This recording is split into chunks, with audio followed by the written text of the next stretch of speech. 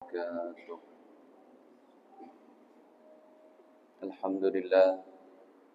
Alhamdulillah, Rabbil alamin. Wabihi nasta'in ala umuri dunya waddin. Wassalatu wassalamu ala ashrafil anbiya'i wal mursalin, Nabiyyina Muhammadin wa ala alihi wa sahbihi wa man ittaba'ahum bi ihsan ila yaumiddin, amma ba'd. Qala Allah Ta'ala fil Qur'anil Karim, Ya ayyuhalladzina amanu taqullaha haqqa tuqatih wa la tamutunna illa wa antum muslimun. Alhamdulillah, para hadirin kaum muslimin yang dirahmati Allah Subhanahu wa taala. Sebelumnya marilah senantiasa kita panjatkan puji dan syukur hanya kepada Allah atas segala limpahan nikmat-Nya kepada kita, terutama sekali nikmat iman, Islam dan sehat afiat. Para jemaah yang dirahmati Allah, kurang lebih hari ini kita sudah masuk pada tanggal 6 atau 7 bulan Sya'ban, yang berarti bulan suci Ramadan tinggal 22 atau 23 hari lagi. Para jemaah, tema kita berkaitan dengan seputar masalah puasa Ramadan. Paling tidak kita mengulang-ulang kembali sebelum kita memasuki bulan suci Ramadan, supaya ibadah kita berdasarkan ilmu, ibadah kita berdasarkan pelajaran hadis dan fikihnya, yang mana sebelum saya masuk lebih jauh lagi, bahwa sebelum masuk satu Ramadan, hutang puasa tahun kemarin, maka ini wajib dibayar, wajib untuk diqodok sebelum datang satu Ramadan. Ya, ini wajib nih. Apalagi kita kepala keluarga harus mengingatkan kepada istri dan anak-anak perempuan kita yang sudah akil baligh, yang tahun kemarin masih ada hutang puasa Ramadan. Jadi hadirin, kita diberi waktu oleh Allah 11 bulan. Makanya kalau sampai satu Ramadan lagi, sampai nanti masuk satu Ramadan bulan Maret atau akhir Februari, dan kita belum mengqodok puasanya, maka bisa terkena hukum haram, berdosa. Karena dia melalaikan waktu yang 1 tahun, 11 bulanan, untuk mengqodok puasa-puasanya, tapi dia tidak mengqodok. Ya, ini biasanya karena puasanya disebabkan karena haid, ya, karena nifas, melahirkan, ataupun karena sakit, atau karena musafir. Nah, ini wajib diqodok. Makanya kalau sampai satu Ramadan tidak diqodok, hadirin,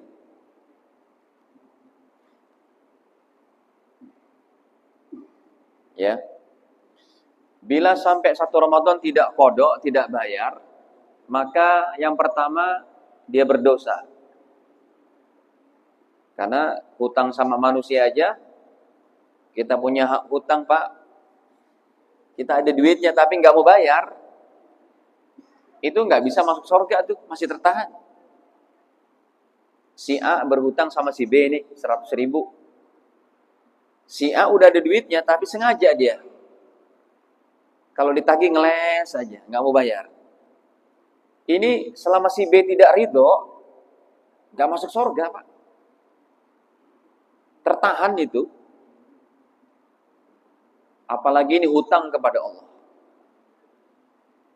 Oke, saya mau indikan dulu. Saya mau bawakan hadisnya dulu, tadi kelupaan. Kaidah hutang ibadah kepada Allah ini bukan dari kaidah ulama, tapi dia adalah dari hadis Nabi, hadis mulia, riwayatnya Imam Bukhari. Kalau kaidah-kaidah dari ulama itu seperti ini, seperti ad-darurat tubihul mahzurat, perkara yang darurat membolehkan yang terlarang. Itu kaidah dari ulama tuh. Seperti kita ada di hutan, nggak ada makanan lain kecuali ular gitu, kecuali babi, daging babi, itu boleh secukupnya. Atau kaidah seperti al-yakin la yuzalu bisyak. Keyakinan tidak bisa dikalahkan dengan yang ragu-ragu. Saya lagi sholat nih. Tadi kayaknya perut keruak-keruak tuh. Kira-kira batal apa enggak ya? Enggak, saya yakin orang saya enggak kentut. Itu yang ragu-ragu terkalahkan sama yang yakin. Nah, itu kaidahnya dari ulama. Ataupun dar'ul mafasid muqaddam ala jalbil masalih. Menghilangkan kerusakan-kerusakan, ya, menghilangkan perkara kerusakan yang lebih besar itu didahulukan daripada ala jalbil masalih, daripada menarik kemaslahatan. Contohnya, anak-anak kita kalau di masjid-masjid ribut, itu jangan dikasarin, Pak. Anak-anak pulang, jangan. Nanti dia kecil hati. Tujuan kita bilang gitu ke anak-anak kita supaya narik maslahat. Maslahatnya apa? Sholat kita jadi tenang. Tapi para ulama katakan menghindari kerusakan yang lebih jauh, yang mana anak-anak kita sekalipun dia ada di masjid, ya, agak ribut-ribut, jangan dibentak-bentak. Ya, diarahkan dengan baik. Nah, kalau sudah takbir jangan bercanda, jangan ribut, dengan lemah lembut, ya. Nah, seperti itu. Jadi itu kaidah dari ulama. Tapi kalau kaidah hutang ibadah kepada Allah, Anda punya kewajiban, tapi Anda tidak tunaikan, jadi hutang tuh. Mau sholat kek, mau haji kek. Bapak A uangnya ratusan miliar, Pak. Ya. Umurnya 55 tahun. Pengusaha dia. Ini saya ketemu sama orang-orangnya nih. Di Jakarta, Pak, di Jakarta. Ya, Jakarta Bekasi lah. Umur 55 tahun. Mobilnya rata-rata Ferrari, Aventador dan macam-macam yang harganya di atas 15 M lah. Ferrari F90, Aventador terbaru dan macam-macamnya. Ini saya datang ke rumahnya sendiri. Hadirin, saya tanya, "Bang," ya karena umurnya dekat-dekat aja sama kita gitu ya. "Bang, Abang haji tahun berapa, Bang?" "Belum, Ustaz." "Astagfirullah, subhanallah. Ini duit melimpah kayak begini, berceceran ini. Di gerasi Anda ada hampir 100 miliar itu. Mobilnya. Haji belum," saya bilang. "Kalau besok mati gimana?" Hadirin, akhirnya ada seseorang yang dia meninggal dunia. Belum haji, padahal harta berlimpah. Itu dikodoin sama anak-anaknya. Anaknya berangkat dulu, nanti baru tahun depannya dia hajikan untuk bapaknya. Itu yang namanya apa? Badal haji. Nah, hadirin, coba kita lihatkan hadisnya. Ya. Nomornya 1852 dalam aplikasi ini. Riwayatnya Imam Bukhari rahimahullah dari sahabatnya Bara bin Azib radhiyallahu anhu. Beliau berkata, "Ja'a rajulun ilan nabi." Telah datang seorang laki-laki kepada Nabi sallallahu alaihi wasallam. Kemudian faqala, laki-laki ini bertanya, "Ya Rasulullah, wahai Rasul, inna ummi matat." Sesungguhnya ibuku matat. Apa matat? Mati, meninggal dunia. Jadi kalau grammar bahasa Arabnya kan gitu. Mata, matu, matat. Untuk satu orang perempuan berarti matat. Kalau dua orang matata. Kalau untuk banyak orang matatna. Untuk banyak perempuan meninggal, seperti itu perubahan grammar bahasa Arabnya. "Ya Rasul, inna ummi matat." Ibuku meninggal dunia. "Wa 'alaiha shaumu syahrin." Dan beliau punya hutang puasa 1 bulan. "Afa aqdihi anha." Boleh enggak saya yang mengkodok puasanya? Kan jadi hutang, ya Rasul. Ibunda mah udah meninggal. Jadi hutang itu. Qala, Nabi SAW menjawab, "Na'am." Apa arti na'am? Ya, silakan. Masya Allah, Pak. Urusan agama kita dimudahkan oleh Allah.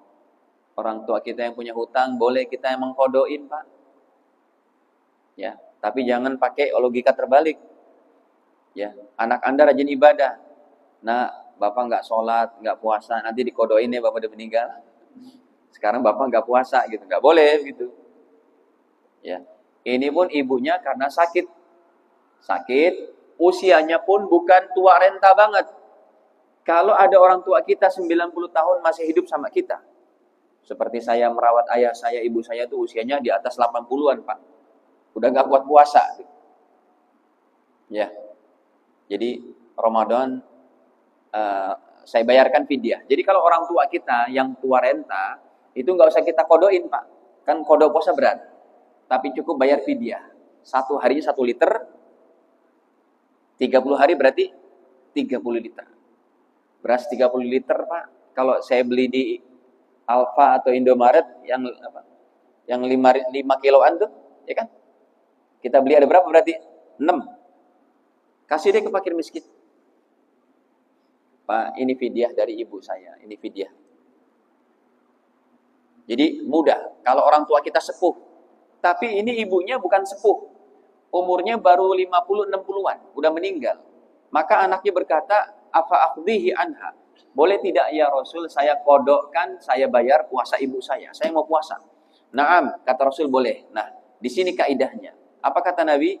Fadainullah, karena hutang kepada Allah, ahaqqu ayyuqda, lebih berhak untuk dikodok. Hadirin, kalau ada nanti di antara kita sampai 1 Ramadan belum mengkodok, ini konsekuensinya. Yang pertama, dia berdosa, terutama kepala keluarga yang tidak membimbing anak-anaknya. Makanya kita ini yang bukan ustadz, tetap harus bisa bimbing keluarga kita. Paling tidak dengan cara memfasilitasi ya, beragamanya, dan juga kita selalu mewanti-wanti supaya keluarga kita menjalankan ibadah secara global, secara umum. Nah, ayo sholat, ayo nak tutup aurat, kamu sudah apa?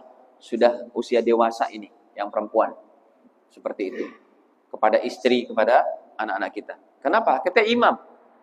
Kita imam bagi kepala keluarga. Makanya saya tulis tuh, kepala keluarga berdosa dia kalau tidak mengingatkan keluarganya. Yang kedua, wajib denda.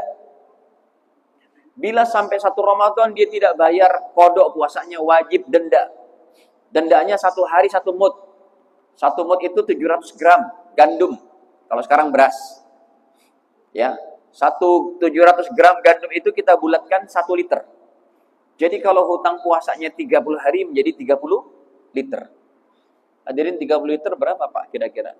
Berapa duit? Yang beras paling baik deh yang 20.000. Berarti berapa? 600.000 kan? Ya, 600.000 aja Pak. Ustadz, boleh nggak saya kasih uangnya kepada fakir miskin?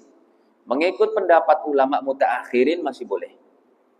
Kasih kayak kepada 1 kepala keluarga fakir miskin, Pak, ini 100.000, ini 100.000. Untuk apa? Fidyah. Baik. Yang ketiga, tetap wajib kodok setelah Ramadan ditambah hutang puasa tahun ini bila ada. Tahun kemarin belum dikodok. Tahun ini puasa menstruasi kan? Yang masih aktif itu menstruasi 7 hari lagi. Ya udah, 7 tambah 7 berapa? 14 hari. Itu wajib dikodok setelah Ramadan. Jangan sampai numpuk tuh hutangnya. Para jamaah, hutang ibadah ini nggak boleh kecuali dibayar. Akhirnya saya kedatangan Pak, sepasang suami istri dokter. Umurnya udah 80 ke atas. Tadi pagi saya masih ngajar, persis tadi pagi, dokter se-Indonesia. Sampai ada yang dari Malaysia, pakai Zoom. Ya. Sepasang suami istri dokter senior, lulusnya aja tahun, saya belum lahir lagi, tahun 70-an, tahun 71. Dokter senior Pak, umurnya 85-an. Pak Ustadz, saya sepasang suami istri Pak Ustadz, kami dokter. Ya, saya ingat banget Ustadz, kita kan baru hijrah, baru bertobat. Kita baru rajin ibadah Pak Ustadz umur 50 tahunan. Itu selama kami menikah, ya sholatnya Kalau bahasa Betawinya itu belentang-belentong lah gitu ya. Kadang sholat, kadang enggak. Enggak apik banget. Puasa apalagi Pak Ustadz. Jadi saya ingat lah sampai usia 50 baru kita tobat. Jadi kurang lebih Pak Ustadz saya punya hutang puasa itu 30 tahunan. Bagaimana Pak Ustadz dengan hadis ini? Ya tetap wajib qada. Tetap wajib qada. Sekarang Bapak mampu enggak dengan Ibu mengqada? Enggak kuat Ustadz. Tahun ini pun kita udah enggak puasa, saya bayar fidyah. Nah, yang 30 tahun itu gimana? Kalau memang sudah tidak bisa mengqada, minimal sekali hukumnya jatuh tetap bayar fidyah. Tidak boleh tidak. At least finally terakhirnya tetap fidyah. Baik, dihitung coba. 1 tahunnya 30 hari. Berarti 30 liter. Kalau 30 tahun 900 hari, 900 liter. Baik Pak Ustadz, uang tidak ada masalah. Dia punya rumah sakit. Ya, rumah mewah, mobil bagus. Ya, mobil bagus. Baik, kita hitung Pak Dokter. Untuk Bapak dan Ibu berarti 1,8 ton berdua. 900 liter semua. Kalau pakai beras yang harga 20 ribuan aja, berarti baru berapa juta Pak? Bantu hitung ke Pak? Berapa bantu hitung? 900 hari dikali 20 ribu. 18 juta. Ya, 900 kali 20 ribu, 18 juta. Ya kan? 20 ribu, nolnya kan 4. 900 kan, nolnya 2. Itu kan 18 juta. Kayaknya cepetan Ustadz. Betul 18 juta? Ya, gampang 18 juta. Dia tinggal gesek gini doang jadi. Baik Pak Ustadz, berarti dengan istri 36 juta semuanya. Baik, udah gitu, Bapak boleh berikan kepada satu kepala keluarga 100 liter. Bisa itu, ada. Bapak bisa serahkan ke masjid, bisa serahkan ke badan amil zakat, bisa langsung kepada orangnya tuh. Banyak di Pulau Gadung, di Pulau Jahe, di Muara Angke, di pinggiran Cilangkap. Banyak itu. Ya. Saya pun bisa Pak Dokter, saya bilang, untuk menolong Bapak ini pelunasan bayar ini. Akhirnya dia bayar fidyah. Tahun ini juga dia tidak puasa. Berdua, udah 85 tahunan. Tapi masih jalannya memang sudah susah gitu ya. Tapi udah nggak kuat puasa, masih kalau kesehatan ininya bagus lah gitu. Nah hadirin, saya katakan ditambah dengan bulan ini juga. Baik, itu diantaranya yang pertama kali kewajiban yang harus kita pahami sebelum datang 1 Ramadan. Kemudian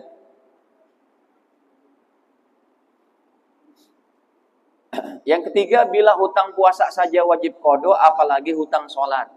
Yang mana sholat lebih tinggi hukumnya dari puasa. Setiap syariat kita tidak ada yang langsung perintahnya tanpa perantara Jibril. Semuanya pakai perantara Jibril. Sholat, zakat, haji, umroh. Sholat, puasa, zakat, haji, umroh. Semua pakai perantara Jibril, kecuali sholat. Jibrilnya tunggu tuh di langit ke-7. Nabi yang langsung bertemu dengan keagungan Allah Ta'ala di Sidratil Muntaha. Ya. Nah hadirin, ini pun wajib diqada. Kemudian setelah nisfu Sya'ban, insya Allah malam Jumat yang akan datang, bukan besok, tapi yang akan datang, itu kurang lebih masuk nisfu Sya'ban. Nah, nisfu Sya'ban ini hadirin, kalau untuk hadisnya adalah derajatnya hasan ataupun sahih. Ya. Malam nisfu Sya'ban disepakati oleh para ulama malam yang baik. Itu udah saya dapatin dari kitab asli Imam Syafi'i. Yang jarak ilmu beliau kepada Rasulullah cuma 3 orang. Imam Syafi'i, gurunya Imam Malik. Gurunya Imam Malik, Imam Nafi'. Imam Nafi' gurunya Sayyidina Abdullah bin Umar. Kemudian Rasul. Aduh. Saya nggak kuat dingin lah Pak. Baru dingin gini aja. Tapi kemarin saya dari Madinah. Saya kan pulang umroh kemarin. Dari Madinah tuh dingin banget. Tapi enggak nggak meler gitu ya. Entah berkah air zam-zam atau gitu. Tiap hari minumnya zam-zam. Habis sholat zam-zam. Ya, sehat aja tuh. Sampai sini baru kena dingin segini. Allah alam. Nih hadirin. Lihat.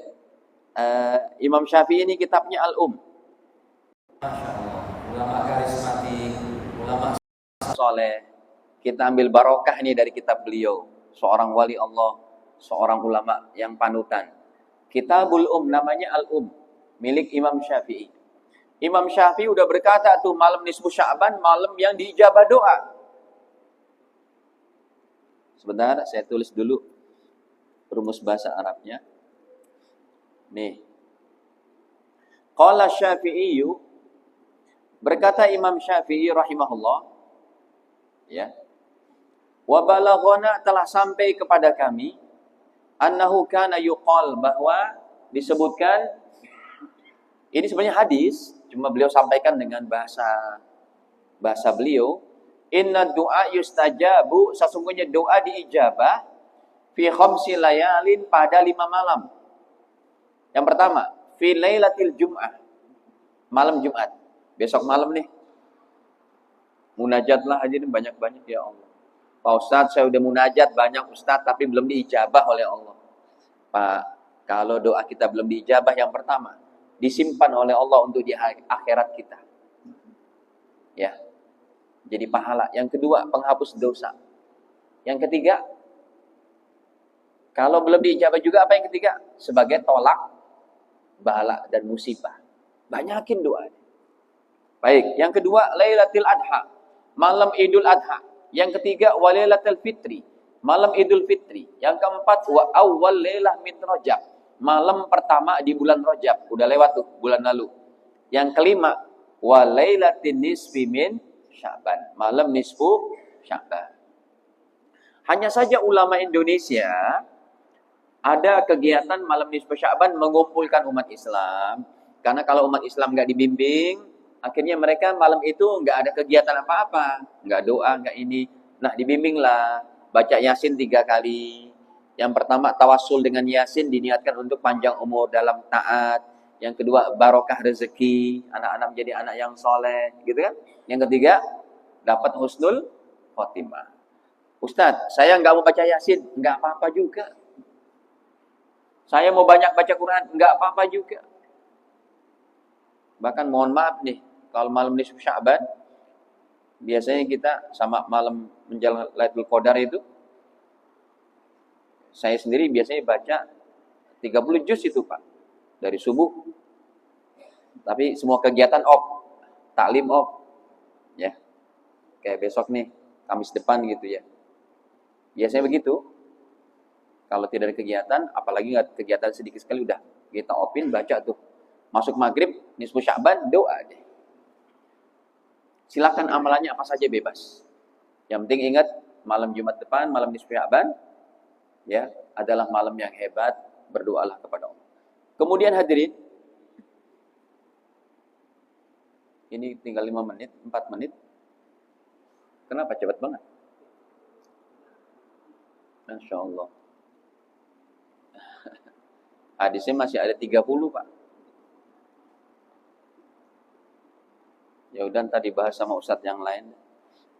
Ada yang mau ditanyakan dulu Pak? Silakan, masih ada 4 menit. Ada yang mau ditanyakan seputar Ramadan atau masalah-masalah yang lain?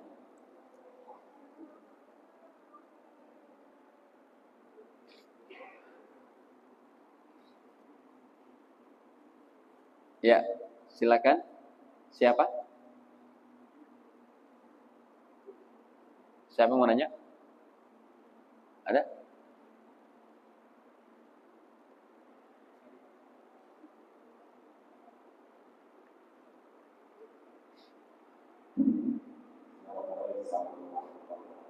Waalaikumsalam.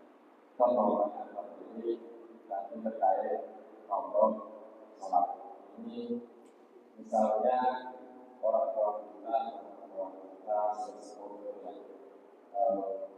dan kalau sekarang itu kan memakai kain bersih, ada pada misalnya dia terus nah itu kan nanti salam satunya salam kan tidak ada. Nah kalau harus mengganti pempes setiap sholat itu sulit lah. Nah akhirnya misalnya tentang perjalanan sholat itu mati, nah itu bagaimana konsekuensinya? Apakah harus ini gitu ya? Harus normal dalam keadaan suci. Ya. Waalaikumsalam. Yang pertama, kalau orang tua kita tinggal bersama anaknya, maka tetap kesuciannya harus dijaga. Dan ini saya ngalamin. Ya, bapak saya mau sholat, kita bersihin dulu pipisnya, pempesnya kita ganti. Kursi rodanya kita bawa ke toilet. Ya, yang kursi roda bisa disiram langsung, Pak. Yang bawahnya ada apa tuh? Pispotnya, siram. Saya ngurusin orang tua saya gitu. Nenek saya urus begitu. 8 tahun kita urus orang-orang tua kita itu. Ya, capek-capek enak tapi Pak, barokah. Siramin. Ini kalau ada anaknya ya, Pak. Siramin, bersih, dah. Lapin dengan anduk, pakai pempes lagi, udah berwudu tadinya sholat. Harus gitu. Yang kedua, anaknya nggak ada nih. Ya, orang tua tinggal sebatang kara sumpamanya. Kasusnya kayak begini yang kedua. Itu apa boleh buat? Ya, dia nggak mampu ke sana, nggak mampu ke sini, itu boleh sholat menghormat waktu. Ataupun tidak menghormat waktu, sholat aja sejadi-jadinya. Seperti kita di pesawat. Kita mau berwudu tidak boleh oleh pramugari di toilet pesawat. Tidak boleh berwudu. Maka kita boleh sholat sejadi-jadinya. Nggak usah berwudu. Ya, nggak usah berwudu. Lalu udah sholat. Itu pun sah. Tapi kalau sholatnya yang ketiga, mau menghormati waktu, kata dalam madzhab Imam Syafi'i itu lebih baik. Artinya, kalau kita di pesawat, kita niatnya sholat hormat waktu, nanti sampai di Jeddah atau sampai di tempat kita ini baru kita qadha. Tapi kasus untuk orang tadi nggak usah menghormat waktu. Kalau yang nomor 2 dia tidak ada yang menjaga. Ya, kalau tidak ada yang menjaga. Kalau ada anaknya nggak usah hormat waktu, dibersihin aja sholat lagi. Seperti itu. Baik, cukup. Ada lagi? Ya, silakan Pak. Masih ada 2 nih.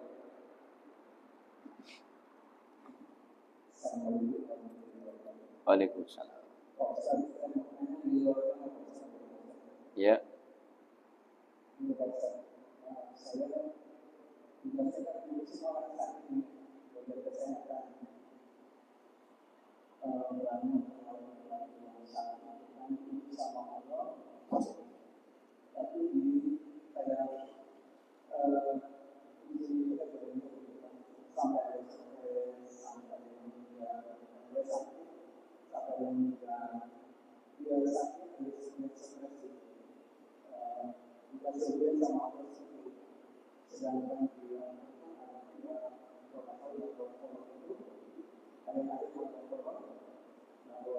La yukallifullah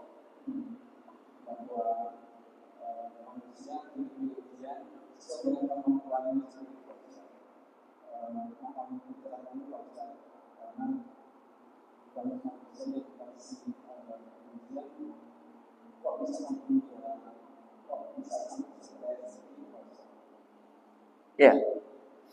Hadirin, yang pertama seseorang yang diberikan musibah oleh Allah ini menunjukkan Allah cinta kepada dia.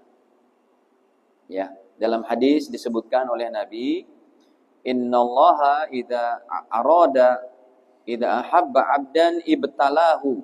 Allah Subhanahu wa taala apabila sayang kepada seorang hamba, maka ibtalahu, hambanya tadi dicoba. Ya. Dicoba, diberikan cobaan oleh Allah taala. Nih. Hadis ini sahih, riwayat banyak dari para ulama.